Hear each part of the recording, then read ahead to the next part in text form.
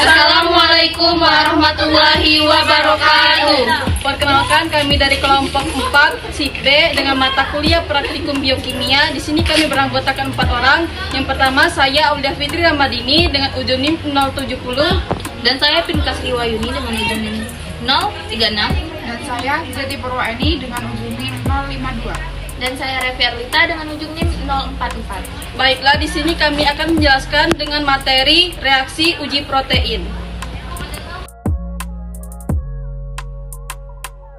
Uji biuret adalah salah satu untuk mengetahui ada atau tidaknya protein dalam suatu bahan. Prinsipnya, bila suatu sampel mengandung protein, maka setelah ditetesi reagen biuret akan berubah menjadi warna ungu. Dari hasil percobaan, susu, kuning telur, putih telur, ikan, tepung kacang, dan gelatin semuanya menunjukkan warna ungu dengan tingkat kepekatan berbeda. Putih telur menghasilkan warna ungu pekat karena kandungan proteinnya yang tinggi. Sementara gelatin hanya menunjukkan warna ungu pudar. Berbeda dengan nasi, yang tetap berwarna putih sehingga hasilnya negatif, karena lebih banyak mengandung karbohidrat daripada protein. Hal ini menunjukkan bahwa uji biuret dapat digunakan untuk membedakan bahan pangan yang mengandung protein dan yang tidak.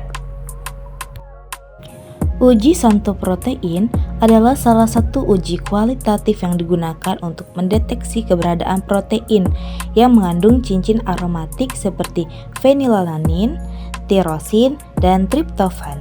Prinsip uji ini didasarkan pada reaksi antara asam nitrat pekat dengan gugus benzena dari asam amino aromatik yang menghasilkan senyawa berwarna kuning. Jika setelah penambahan larutan basa natrium hidroksida atau amonia, warna kuning tersebut berubah menjadi jingga, maka hasilnya positif. Reaksi ini menunjukkan adanya protein dengan asam amino aromatik dalam sampel yang diuji. Uji santoprotein sering dipakai dalam praktikum biokimia untuk mengidentifikasi kandungan protein pada bahan pangan maupun sampel biologis lainnya. Uji koagulasi dilakukan pada sampel susu, putih telur, kuning telur, ikan, gelatin, dan nasi untuk mengetahui adanya asam amino tertentu yaitu tirosin, triptofan, dan fenilalanin. Pada percobaan ini, susu, putih telur, kuning telur, dan ikan menunjukkan koagulasi, sedangkan gelatin tidak menghasilkan endapan karena tidak mengandung asam amino tersebut. Nasi menghasilkan endapan putih, tetapi endapannya ini berasal dari karbohidrat, bukan protein. Koagulasi terjadi ketika ion H+ dari asam asetat mengikat gugus bermuatan negatif pada protein, menyebabkan perubahan polaritas dan kerusakan struktur tersier atau kuaterner, sehingga terbentuklah gumpalan. Hal ini menunjukkan bahwa proses koagulasi erat kaitannya dengan perubahan struktur protein akibat pengaruh asam dan panas. Uji pengendapan logam dilakukan untuk mengamati pengaruh ion logam berat terhadap protein dalam berbagai sampel, yaitu gelatin, ikan, putih telur, dan susu. Digunakan HgCl2 dan Pb asetat sebagai sumber ion logam berat. Prinsip dasarnya, ion logam berat berinteraksi dengan gugus fungsi pada rantai polipeptida protein yang menyebabkan perubahan struktur dan pengendapan.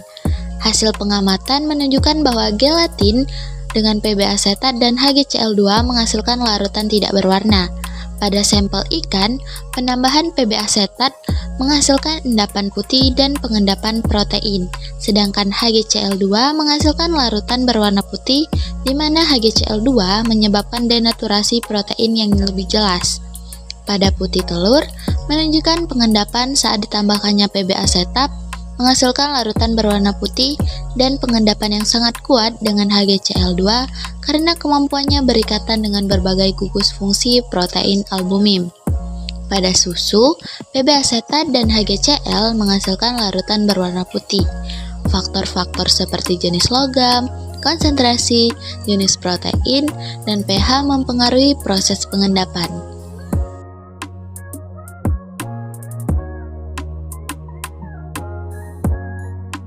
Sekian penjelasan video dengan materi reaksi uji protein dari kelompok 4 kami akhiri. Wassalamualaikum warahmatullahi wabarakatuh.